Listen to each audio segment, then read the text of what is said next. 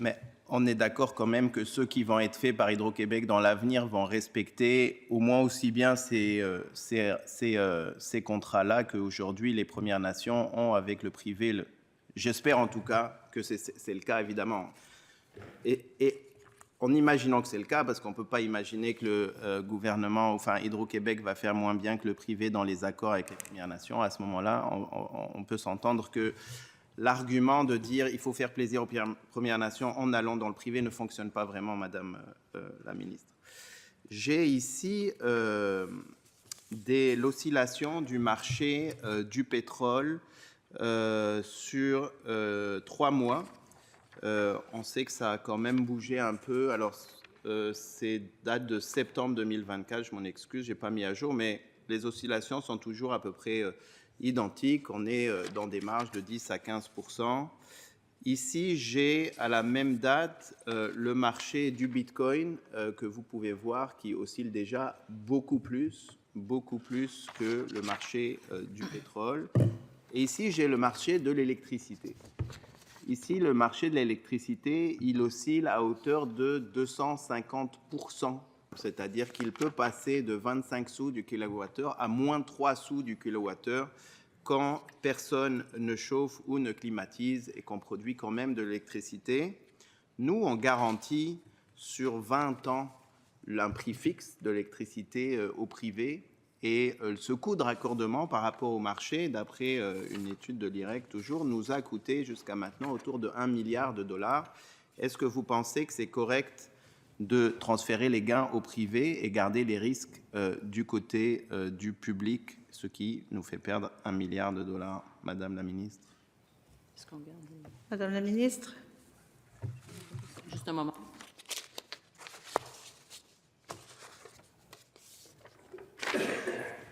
Oui, Madame la Présidente, je demanderais au député de Maurice-Richard si c'était possible de nous permettre de valider ces chiffres, parce que là, il nous montre des graphiques, mais on n'a pas ces données-là entre les mains, donc c'est difficile de répondre. Là. Avec grand plaisir, je vais transmettre des courbes qui sont d'ailleurs toutes publiques. Mon point, c'est que le marché de l'électricité, le marché spot, est beaucoup plus risqué que le marché du pétrole ou même celui du Bitcoin. Est-ce qu'on est d'accord au moins sur ça, Madame la Ministre? Madame la Ministre. Effectivement, le marché spot est plus volatile. Donc, on est d'accord que quand on offre une stabilité sur 20 ans à un coût d'achat d'électricité par rapport à un marché qui est très volatile, c'est-à-dire que si le privé avait à dealer avec le marché du privé, il n'investirait jamais parce que c'est beaucoup trop risqué. Et c'est bien parce que nous, en tant que société, Hydro-Québec y compris, absorbant tout le risque du marché, que le privé veut bien investir dans ce genre d'expérience, sinon le marché est beaucoup trop risqué. Madame la Ministre. Oui, je mentionnais qu'effectivement, c'est un marché qui est plus volatile, le marché spot, mais c'est aussi un marché que l'on connaît, dont on connaît les variations. Et en fait, la plupart de ces variations-là sont prévues, sont connues d'avance. Et quand on regarde la somme au global de ces variations-là, bien, on peut estimer à l'avance ce qu'il en sera. Donc, même si les courbes sont à l'image de montagnes russes, bien, dans les faits, on peut savoir assez précisément à l'avance le type de volatilité qu'il y aura. Donc, le niveau de risque n'est pas représentatif. En fait, la volatilité n'est pas représentative du niveau de risque qui y est associé. Ce n'est pas nécessairement corrélé. Monsieur le député. J'ai pas assez de temps pour rentrer avec vous dans un débat technique. Ceci étant dit, ça dépend quand même du coût marginal, Madame la Ministre. Et si on se retrouve trop souvent dans le coût marginal, ça peut être sacrément cher tout le temps. Mais pour conclure, peut-être un dernier argument, Madame la Ministre, quand Hydro-Québec s'endette sur 20 ans, parce que l'espérance de vie d'une éolienne, c'est 20 ans, elle s'endette à hauteur de 4% à peu près. Quand le privé s'endette pour la même éolienne, disons une éolienne de 4 millions, les banques prêtent à hauteur de 8% à peu près. Il y a une différence de 100%. Juste oubliant l'efficacité du privé, si vous y croyez par rapport à Hydro. Mais cette différence-là là, de 100% dans le coût des créanciers qui est transféré aux banques, là, pas aux actionnaires, pourquoi est-ce qu'on ne le garderait pas pour nous plutôt que de l'envoyer aux banques, Madame la Ministre? Madame la Ministre.